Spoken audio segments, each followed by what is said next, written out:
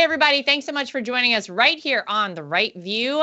Ladies' tea, although we got Alex Marlow back, author of Breaking Biden. We like to bring him in, and he identifies however he would like. Tonight, we are also joined by politics editor for Breitbart, Emma Jo Morris. Gang, welcome in. It's the holiday season.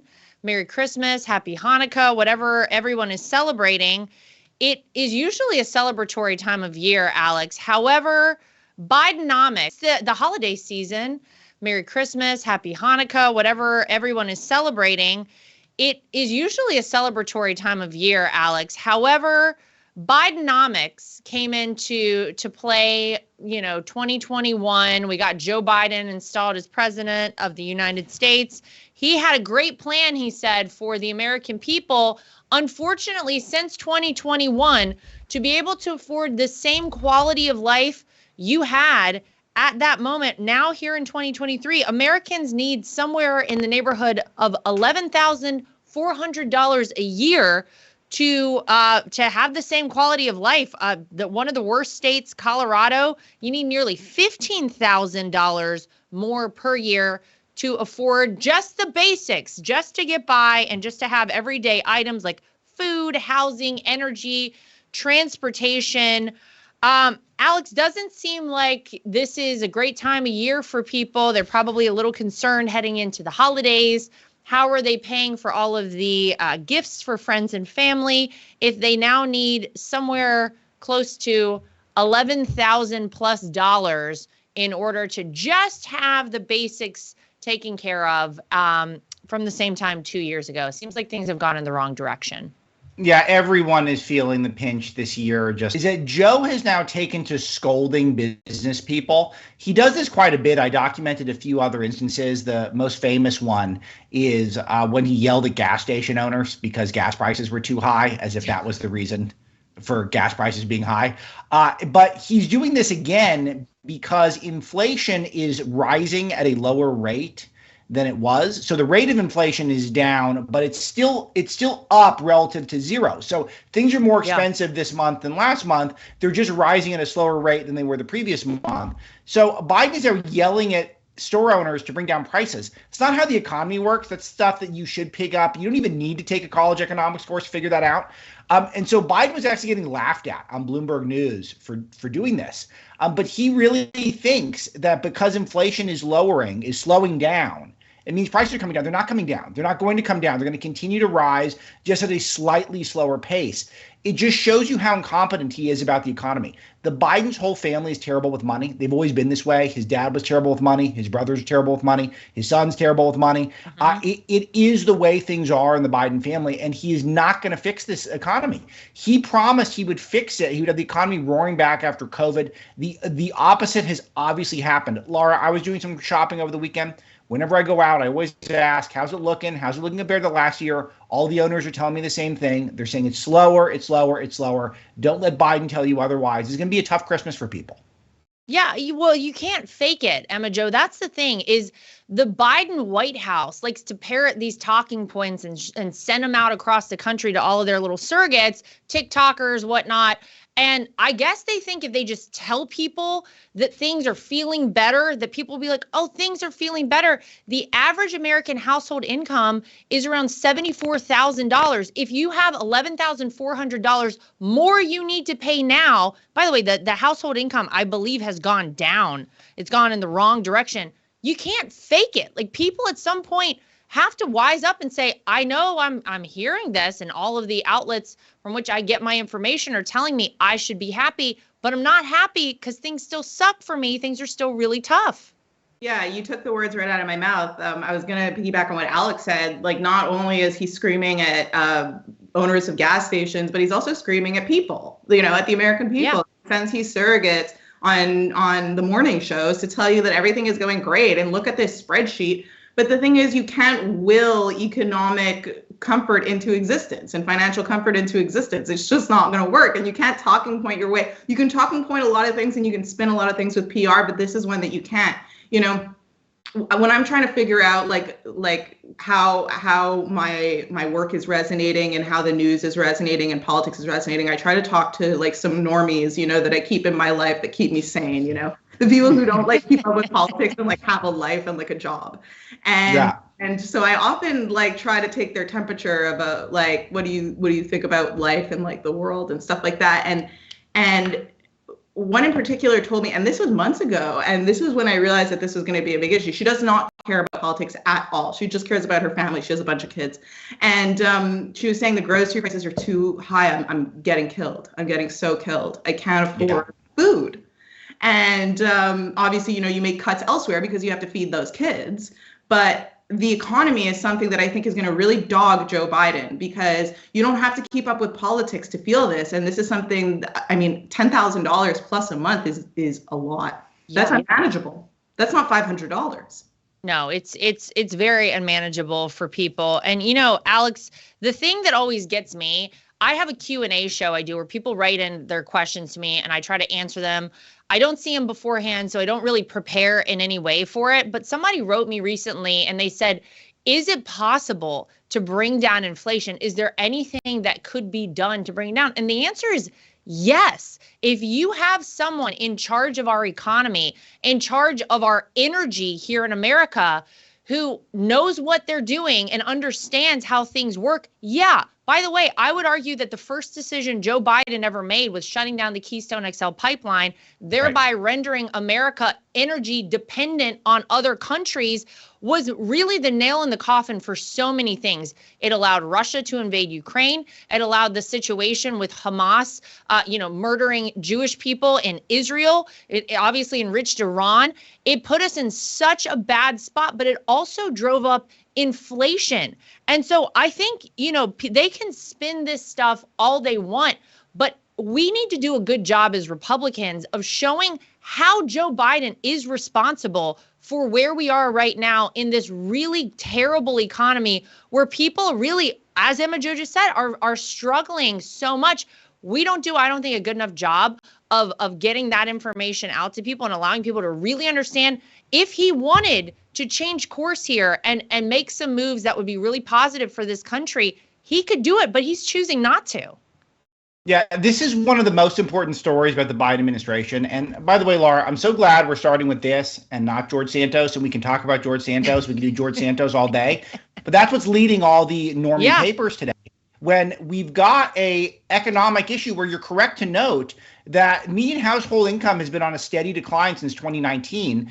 2020 is explained by COVID, but why did it keep going down in 2021 and 2022? It's Bidenomics. And so that's why it's not just your political brain telling you your grocery prices are up. I filled up for $170 yesterday, and I was relieved because normally when I try to fill up my larger car, I get cut off by the credit card company. Like I say, you put enough in there, stop for now. It's and now because they put a cap on it, like $200 or whatever. I was relieved I could fill it up for $170. This is what normal Americans are feeling right now. And it goes directly to Joe Biden's policies. First of all, the overspending, the extra trillions of dollars on nonsense that we spend as a government. But the shutting down the Keystone XL, the limiting of drilling permits, the limiting of fracking, the limiting of nuclear, the limiting of all of these things that could be lowering energy prices has a downstream effect. It's not just what we feel at the pump. It's the ability to innovate. Cheap and abundant energy is the lifeblood of an entrepreneurial society. And Joe Biden is opposed to it. He's opposed to it. His whole administration are green radicals who want to slow down human progress in the name of Gaia, Mother Earth. That's their goal because it satisfies their voter base. I'd be surprised if he doesn't even understand this. Like the thing about Joe Biden specifically is that he's been in government since he's like 20 years old. Like I think the only job that he had was when he was at the pool and the kids were like running their hands down his leg and he learned about roaches apparently when that happened too. He learned about the roaches. I don't know what that means. Yeah, that's for dad's vocabulary. By the way, until Joe Biden introduced it to me, I'm from Canada and I have no idea what he's talking about. But anyway, that was like his only job. And then he went to go be a senator. And I don't even think he has any concept of what Alex is talking about because that involves actually interacting with the world. Right. Well, and we know he doesn't. We know he was in the basement for most of the 2020 election when he should have been out, maybe talking to people, saying like, "How is life going? What can be positive for you if I become the leader of this country?" He didn't care about any of that. They just pulled him on through. We know how it goes.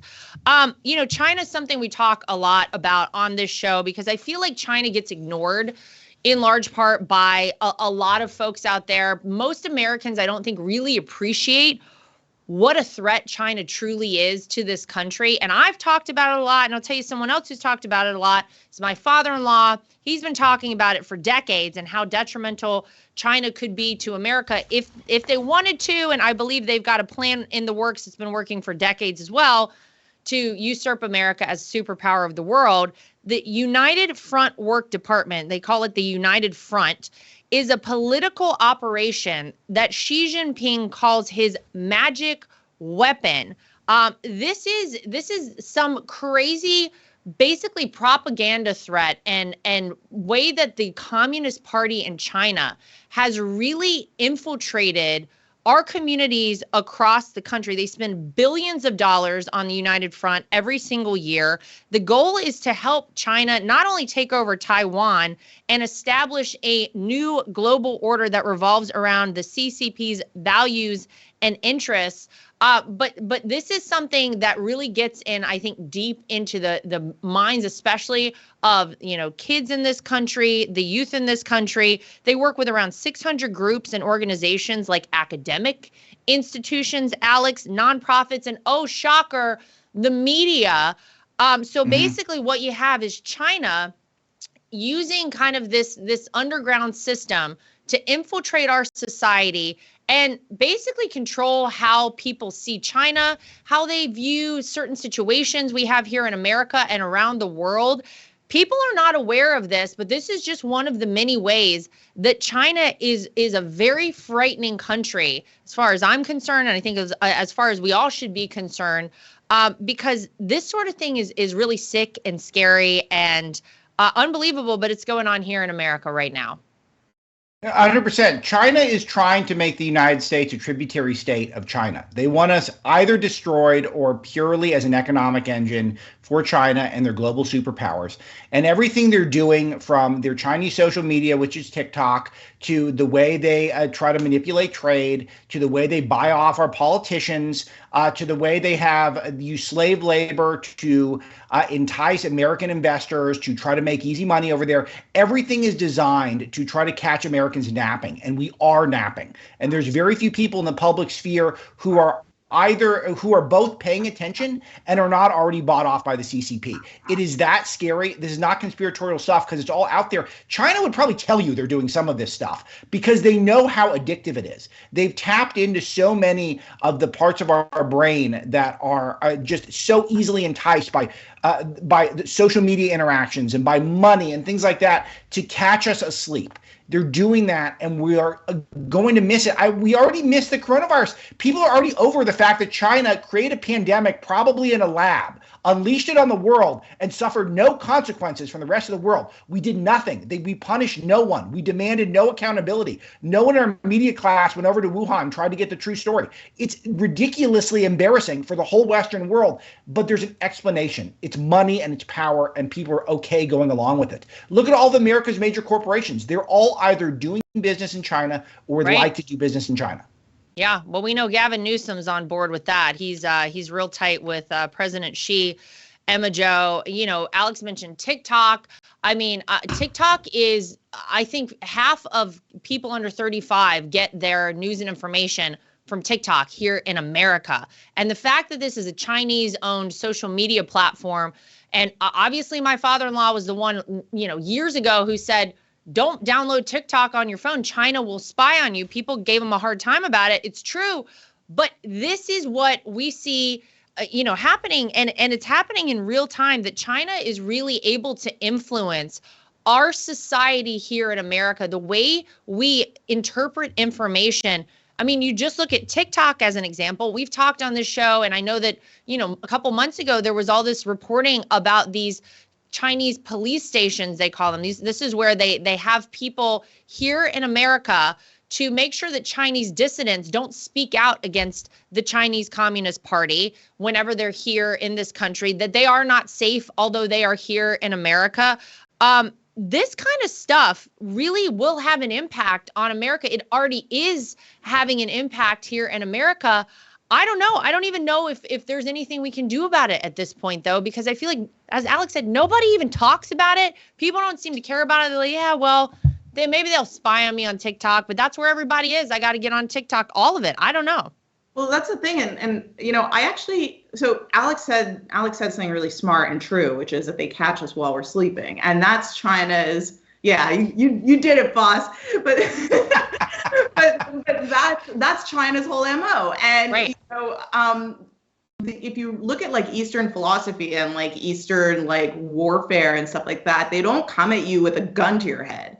They come at you very quietly and very softly, and they're in your universities and they're in your newsrooms and they're on your phone, and you don't hear them and you don't see them, but the money is there and the people are there and the researchers are there and the influence is there and the culture is there. And that's how they operate. And that's very clever and good for them. They have their interests in they are trying to co-opt America and make us a tributary state. That's exactly what they're up to. And they'll tell you that that's what they're up to. But the thing is, it's not up to 20-year-olds on TikTok to know that. Why would they know that? I mean, listen, in New York, people who are graduating from high school are barely literate. I don't expect them to be reading Sun Tzu, but I do expect that the people who run this country ought to be aware of this and like be able to tackle it or grapple with it at all. I mean, UPenn, you know, Biden's favorite school, has a huge endowment from China, and they get huge donations from China. That should be illegal. That should be illegal. Absolutely. And things like TikTok, you shouldn't be allowed to have spyware on your phone. And I don't care if you're 20 or if you work in the government or whatever. It's a threat. China's a threat. And, you know, the government doesn't really pay attention to it, or they're too busy reading Ibrahim Kandi, or I don't know what's going on there, or they're on the take or whatever because they aren't making noise. But it's like, no, the point is that they're not making noise. Why? Yeah. Why is it that Joe Biden has had several phone calls, meetings with Xi Jinping, has not, to anyone's knowledge, as far as I understand it, asked one single question about the origins of COVID, about anything to do with it, Alex, like you were just talking about? I mean, oh my God, what a disaster that was. I mean, the whole thing is so crazy. But then you look at where a lot of the Biden money has come from. A lot of it has come from China. So just Lara, to connect these two stories we open with. I mean, when we released strategic oil reserves, when we were in an energy crisis, and by energy crisis I mean Joe's polls were too low, a Chinese company got some of our strategic reserves that was tied to Hunter Biden. That's all you need to know right there. We released strategic reserves for an emergency, and a Hunter-connected Chinese company got it. If that doesn't scare everyone in the audience, you're not paying attention. Not to mention that Chinese spies are sleeping with congressmen and driving around senators. So what more do you need to know? I know. Well, listen, Alex, I know you're leaving us in 2 minutes. I want to get to woke books. Not a shocker here.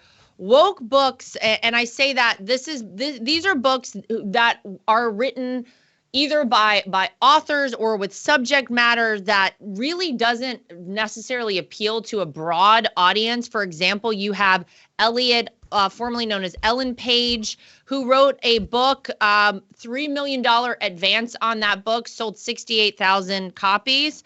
Lucky Red, a queer feminist Western, I'm not even sure what that means, by someone named Claudia Cravens, got a $500,000 advance, sold somewhere in the neighborhood of 3,500 copies. Alex, what'd you think of this? Surprising to you? No, not at all. If you've been tracking the publishing industry, which I do both as a media member and as someone who's a part of it, what ends up happening is these publishers are almost all owned by major corporations at this point, and they like to provide slush fund money for people who are outspoken personalities that share their politics. The Ellen Elliott Page situation is a perfect one. He or she, whatever pronoun we're doing, I think probably she's most appropriate, it sold a lot of books. but just not nearly as many books that would justify a $3 million advance. Maybe something like a $500,000, $750,000, but it's basically an extra couple $1,000,000 to say thank you for what you're doing with this new trans stuff that you're at the forefront of. And it's a $2 million handout or more for being a public pawn for a political voice. This is political activism carried out by the publishers. The clearest example of this is Hunter Biden, who sold very few books and had a $2 million advance for his memoir, which who knows if he even read it, much less wrote it. And he's getting a couple $1,000,000. It's a way to ask for favors and to reward people. And it's the same corporate corruption that we've been seeing in so many other elements of American society. Alex, you're the greatest. I know you're going to drop off. Emma Jo, we're going to hang in here and keep talking. Listen, here's the thing is, my problem here is, first of all, how are these publishing houses making money if you're giving $3 million advances and obviously 68,000 books? Yeah, that's a decent amount of books. You're not even coming close to $3 million sold, let alone, making a profit on it. James Patterson, actually, famous author, has recently complained about the fact that he feels like there is discrimination within the publishing industry. Someone at a major publishing house said something along the lines of, those seeking to pursue more conservative works must be willing to deal with interpersonal discomfort, treated as a marginal or looked on with suspicion by their colleagues. It appears that if you are a white male author, you don't even get a second look by some of these publishing houses.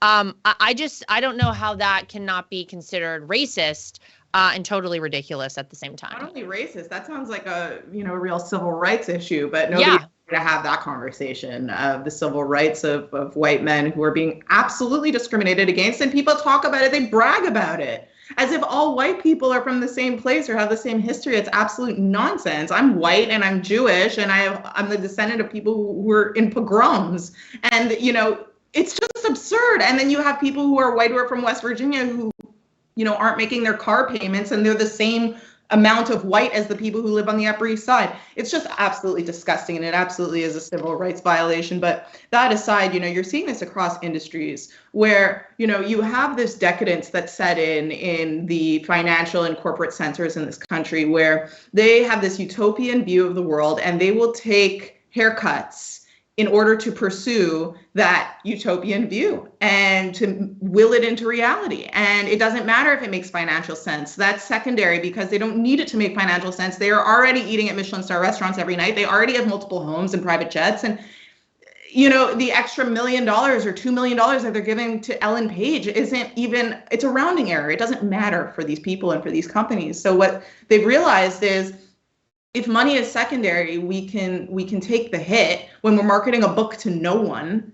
It doesn't matter who the audience is. It doesn't matter if it's marketable. It doesn't matter if it's going to make their money back. What this is a political jihad. And the point of the Ellen Page book isn't to enrich anybody, and it isn't to sell books. It's to pump a political message. And, I'm the biggest populist you'll meet, and I'm, into MAGA and all of that and returning the power to the people. And that's what I'm all about.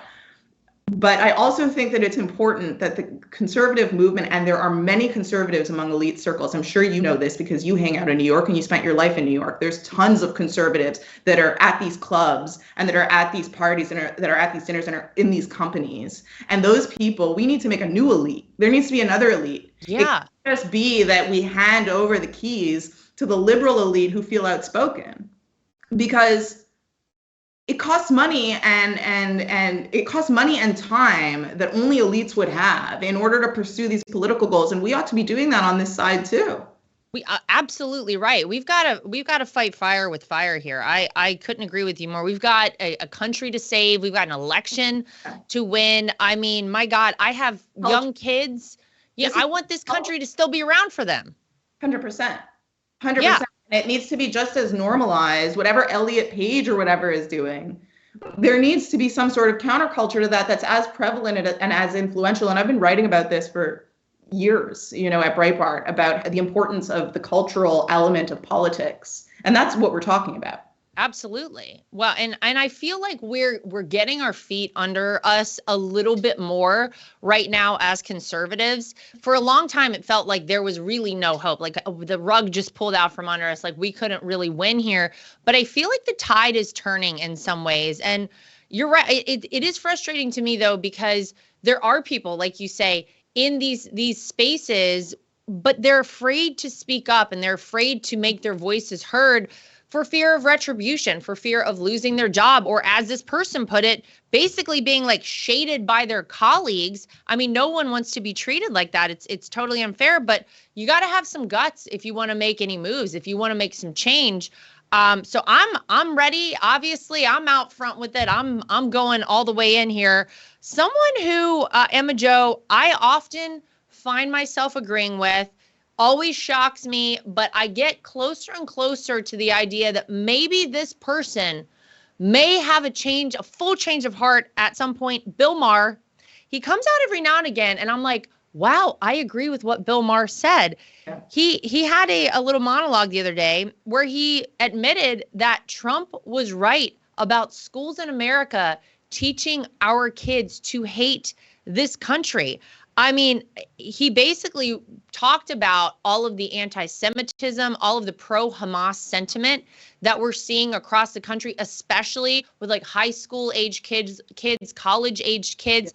How else could one explain what is going on right now other than to assume that what my father-in-law has talked about for a long time is correct? And I'm going to agree again with Bill Maher here. I've said many times, I think that our schools are being really, really, it's so detrimental for our kids because what happens when you teach an entire generation to hate this country? They don't fight for it. They don't want to stand up for it. And this is kind of where we are right now in America. Yeah, not only not fight for it and not stand up for it, they actively work to tear it apart. Yes. Absolutely. And like, a lot of people came to me because of my job. A lot of people came to me, my family, my friends, being like, it's so crazy how anti-Semitic they are on the campuses. And how are they saying this? And, I love these people and I don't blame them for feeling that way. It is jarring. But at the same time, I'm looking at them like, these people have been telling you that they're genocidal for 10 years. This isn't new. I think we actually talked about it on this show last time me and Alex were on, where it's like, this isn't anything new. There's a totally anti-American curriculum. And apart from the curriculum, and it's the culture, the teachers, and this comes from God knows where. I think it comes from, like post-war Europe, actually, these academics that came to these schools, and people would say, oh, people graduate and then they get a job and pay taxes and then they become conservative. Well, what about the people who never graduate? What about the people with tenure who are educating these kids, and they are getting more and more hardened, more and more radicalized? They are never interacting with any dissenting view. And in fact, they're banning dissenting views from the campus with their tenure. And meanwhile, the federal government is funding it through these back student loans.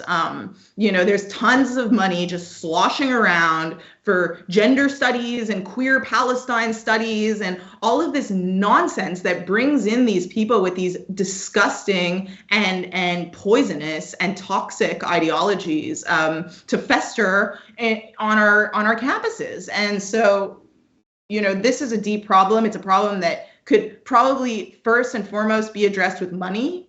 The student loan scam is probably a main driver of it, because when you have everybody who can spend $100,000 plus, and the prices keep going up as these loans become more available, because the school's like, why not? Yeah, if you're going to give me 100, I'm not going to charge you 50. Like totally. Any business would. They are businesses. So, the tuition prices are going up. The money is coming in. They're adding the Taylor Swift 101 class and the mad lesbian class. And it's like, this is where this comes from. It's an insidious and disgusting ideology. It's a communist ideology. It's fundamentally anti-American. And there's ways to address this with policy to make it stop. And it's going to take somebody with moral and political courage to look these schools and stare them down and say, what is coming out of your campus is despicable, and it's not going to be condoned by the U.S. government, at least. Well, we better get there quickly, because there's really no time to waste. I feel like the kids right now who are supporting Hamas and doing all of these crazy demonstrations and screaming anti-Semitic things at Jewish kids on campus. I mean, they're almost are so far gone. I don't know that we can bring them back, but we do have other kids. They have this, they're basically, this is what they're taught in school. You want an entire university course from probably Harvard in 10 seconds. This is it. There's a hierarchy in society. It's based on race. And everybody at the top of the hierarchy is there for corrupt reasons. It's because of birth. It's not because of merit. It's just because of birth. And it's through oppressing everybody beneath them. And so any group that you see in metropolitan areas that you think looks successful for the most part, and Jews are definitely among them, are necessarily evil and oppressive. And that's why they're there. Not because of their work ethic, not because of their culture, not because of their parents, not because of their intellect, because of corruption. And they must be overthrown at any cost. There's your university degree. You can pay me $50,000 now. Well, we'll send you a check in the mail. That's amazing. But these anti-Semites, these like vitriolic anti-Semites, is because they see Jews as part of a corrupt system, and not only part of it, but leading it. Mm-hmm. You're exactly right, and that's the oppressor versus oppressed is such a major part of all of this.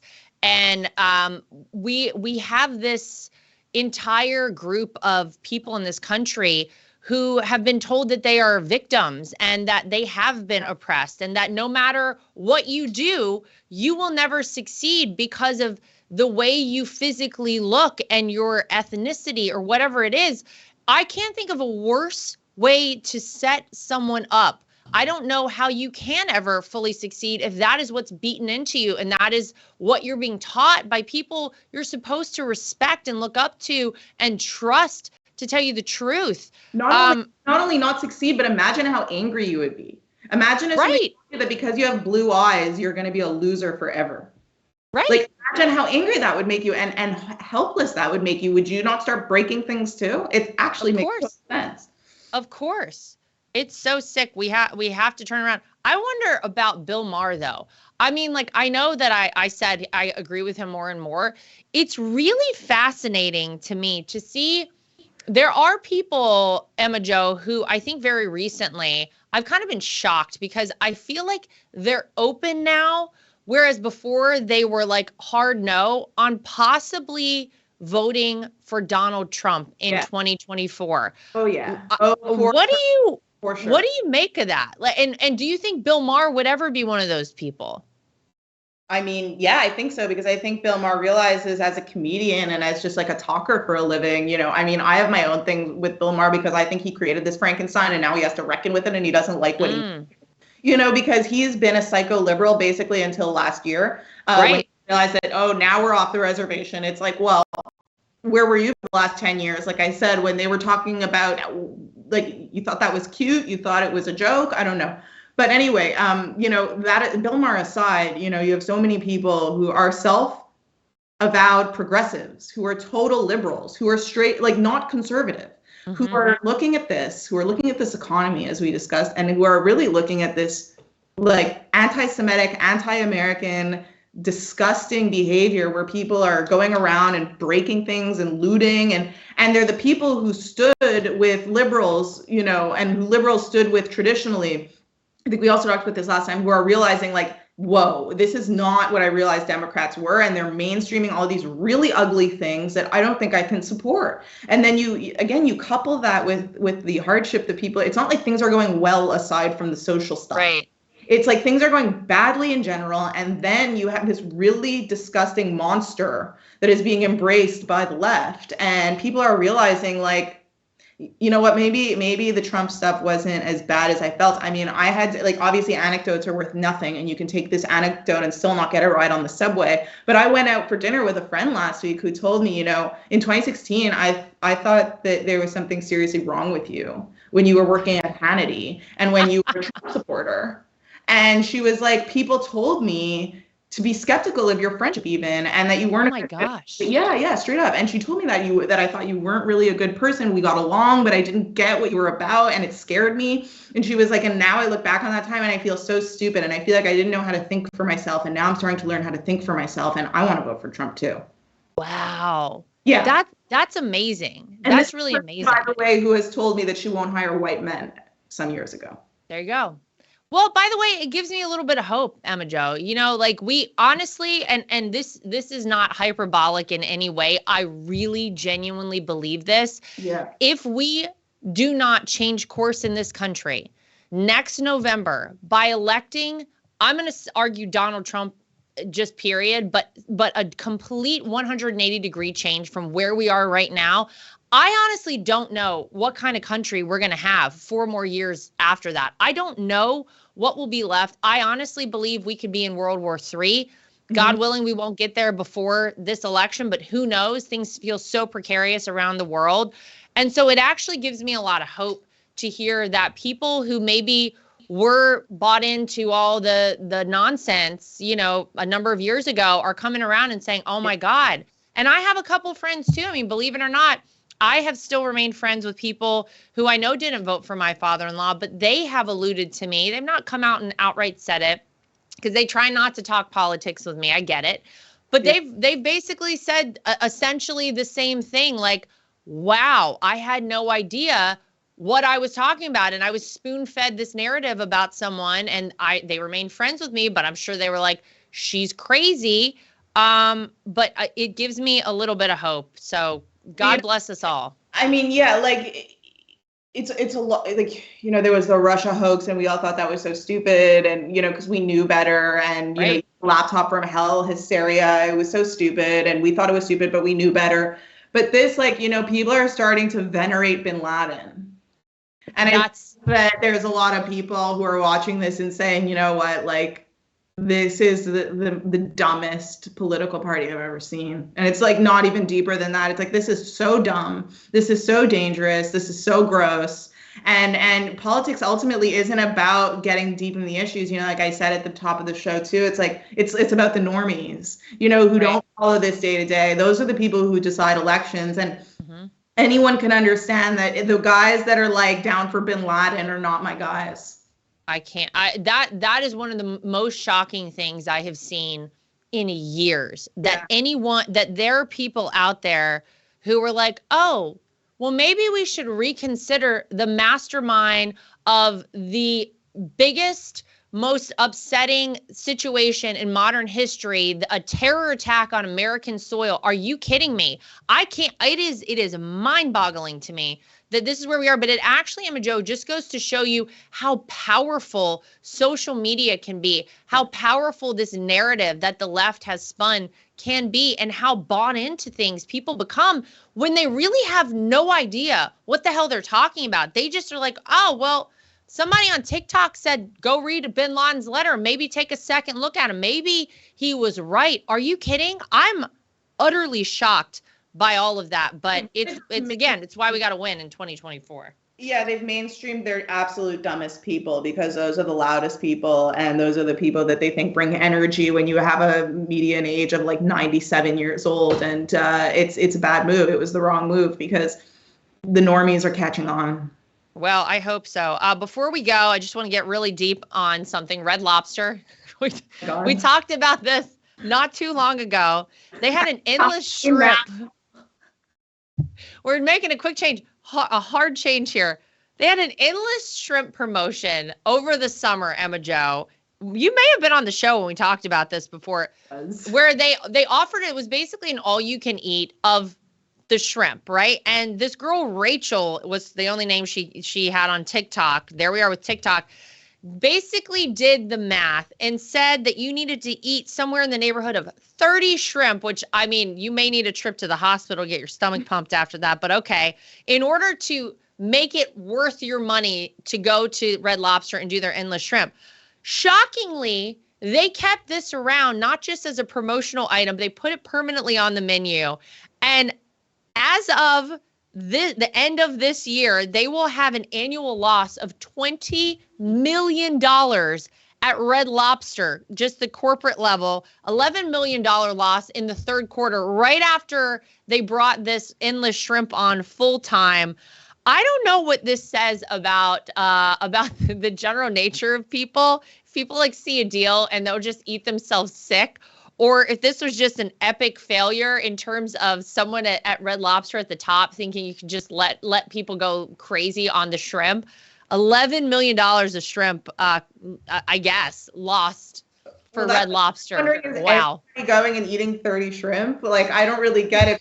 I feel like I had to like confess to you in the audience that the last time I was on, we did talk about Red Lobster, and I said that I never been there and I'm Canadian and whatever.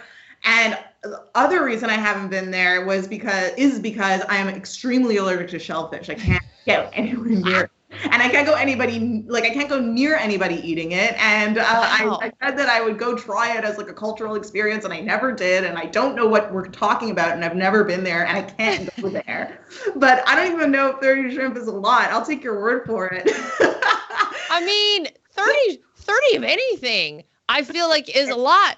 Yeah, don't go into Red Lobster. You certainly haven't caused them the $20 million annual loss they're feeling right now. I'm just wondering who did, because 30 of anything, you're right, is kind of scary. Yeah. I don't even know how to analyze this other than maybe don't give away free food, like charge people for food. I feel like people are reasonable. Yeah, it is. What's scary to me is that like 30 is kind of like the break-even point. To me, this would sort of insinuate that people were going and actually going overboard, like not stopping at 30, that they were doing like 50 shrimp or something, because they were like, this is where we got to go in hard on this because it's the endless shrimp dish. The shoplifters are throwing the shrimp in their pockets. Yeah, right.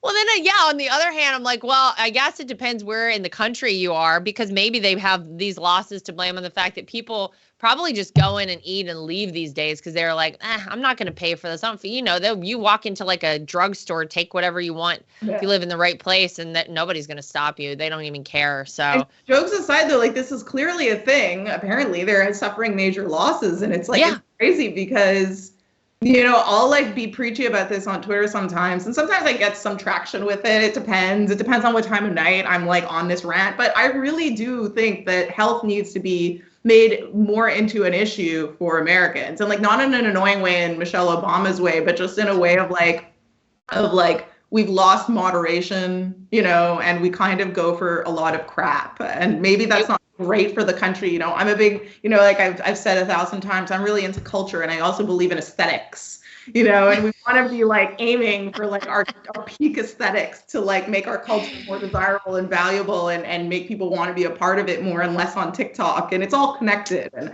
I really think that people should maybe stick to 6 shrimp. Yeah, I feel like I would stay under 30 for sure, just to baseline us there. Emma Jo Morris, thank you for joining us today at The Right View Ladies Tea. Shout out to Alex Marlow, who had to dip out early. We appreciate both of you very much. To everybody at home, as always, thank you for joining us. Make sure you like, subscribe, share, and follow. We'll see you back here next time for more.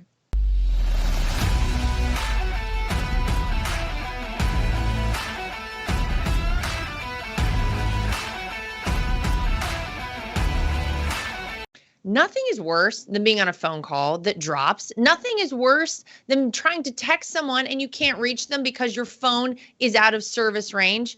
And nothing is worse than supporting these major corporations and companies who don't support us. That is why I love Patriot Mobile. They are America's only Christian conservative wireless network. They use every cell tower out there available to all networks so that they have the greatest 4G and 5G coverage nationwide, and they support the causes that are important to us as conservatives. If you go today to patriotmobile.com/Lara Trump and use the promo code Trump, you will get free activation today. Again, that is patriotmobile.com/Lara Trump. The promo code is Trump for free activation so that you can get a great cell plan and feel good about doing it.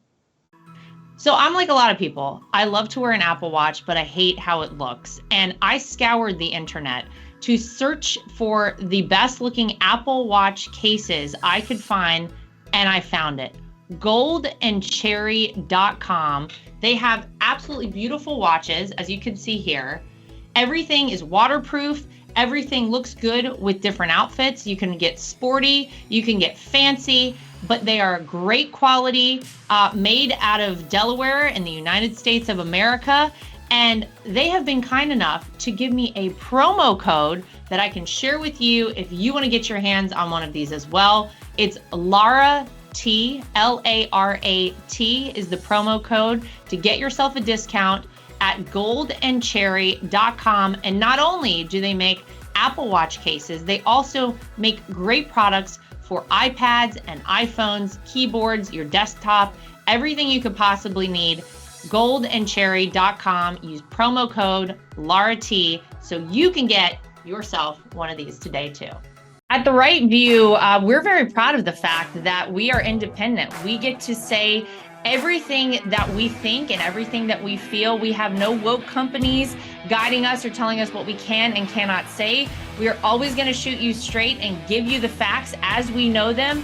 And that's why it's important to support independent outlets like The Right View. My name is Lara Trump, and I think Mike Lindell is a patriot.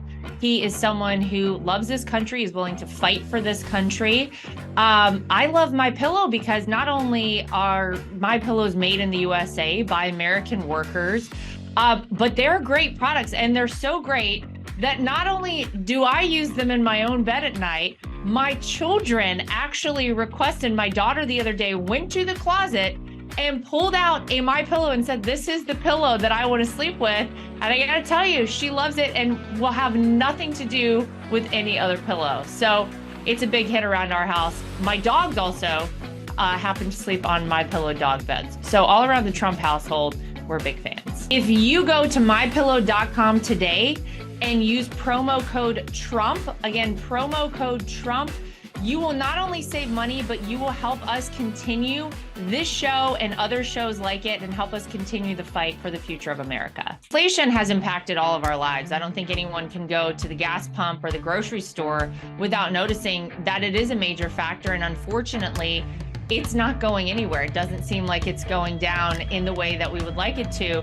And one way to protect your money is by investing in precious metals, gold and silver. That's always been a great way to make sure that you keep your money and you keep it safe. When you go to bh-pm.com, use promo code Trump.